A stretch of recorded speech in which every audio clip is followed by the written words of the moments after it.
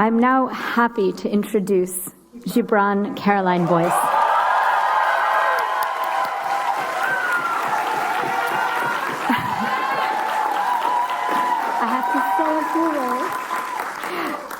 Gibran was voted our student speaker this year by her cohort.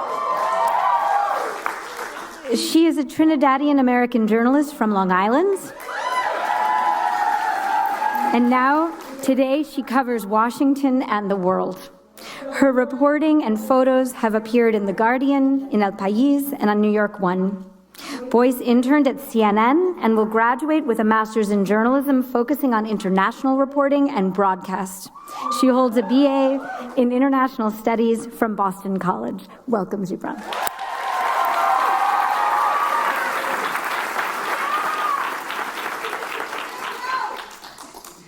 Thank you so much, Allison. I dedicate this speech to my family.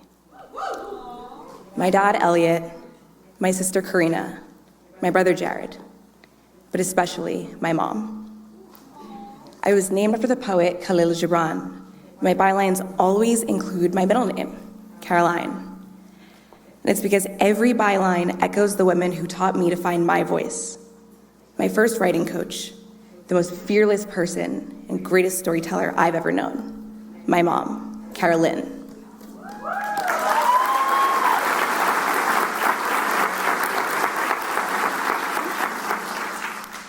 My family's unwavering support from my earliest years have carried me to this moment. I gave my first commencement speech in 5th grade, back when the auditorium smelled like Elmer's glue and tater tots. But now, in the audience, there's a few Emmy Award winners and some really impressive bylines. So to finally address the question everyone keeps asking me, are you scared? Yes, I am. I'm terrified. But for me, fear never came from moments like this. Fear came from everything it took to stand here at all. Fear crept in when deciding to leave a comfortable corporate job and choose a life, a career of uncertainty, intentionally. Fear followed me into my first broadcast news package, whispering to myself between stand-up takes and interviews, please, don't let my voice shake this time. And fear washed over me when stepping out of a van to report in a rural Armenian village, still feeling the aftershock from decades of border conflict. As we walked toward a nearby forest, a man in the distance came running toward us, shouting, "Stop! Do not go that way. There are landmines." I stood frozen, questioning all of my life choices.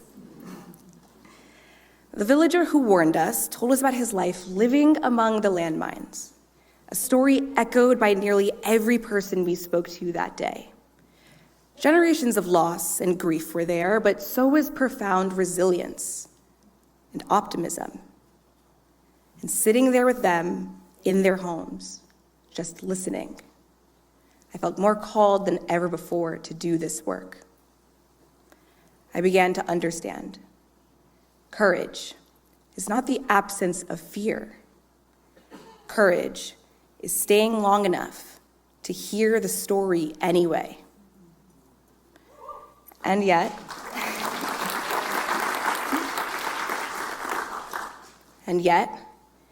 my greatest fears weren't in Armenia, and they weren't in the classroom.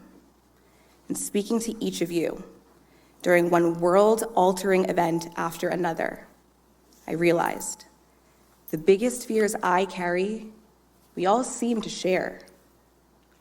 Our greatest fears emerged when we saw what was happening to our colleagues. Journalists laid off, sued, silenced,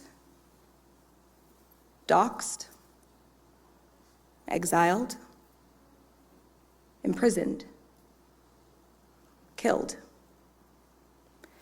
If the First Amendment is under attack, if we are under attack, how do we keep choosing journalism when the cost feels so high? How do we overcome fear? Do it scared. Ida B. Wells, one of the earliest Black voices to investigate lynchings following the Civil War, wrote, "The way to right wrongs is to turn the light of truth upon them." Wells didn't report because she felt fearless. She reported because the cost of silence was too steep. We are graduating into a moment that feels fragile, but fragility is not a warning. It is an invitation. We stand on the edge of a profession that is being tested, questioned, and reshaped in real time. And that means we stand on the precipice of possibility. If truthful, free, and fair public information is under attack, then we are the ones who will armor it. If this moment feels unstable, then we are being called to build something new. And if journalism is dying, then we are the ones who will resuscitate it.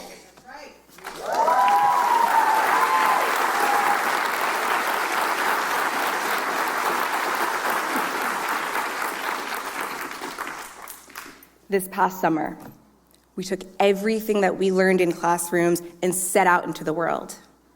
We did it scared.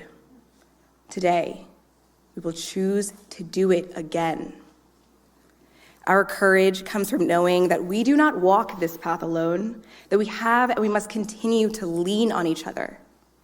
With us are the people who shepherded us into this moment, the professors who pushed us.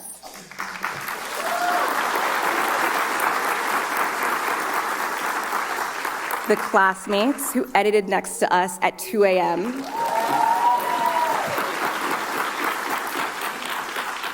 And the family and friends who believed in our work before our names ever appeared in our first published bylines.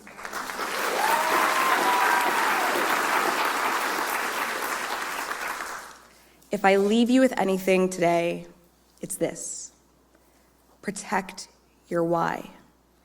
The reason you chose journalism. Hold it like a compass and let it guide you, even in the face of fear. Do it scared. And when your fear feels too heavy to carry alone, just like it was for me that day in Armenia, staring into the forest around me, and uncertain of my next steps, remember that behind each of your bylines is a village, guiding you, protecting you. Congratulations, Newmark J-School class of 2025.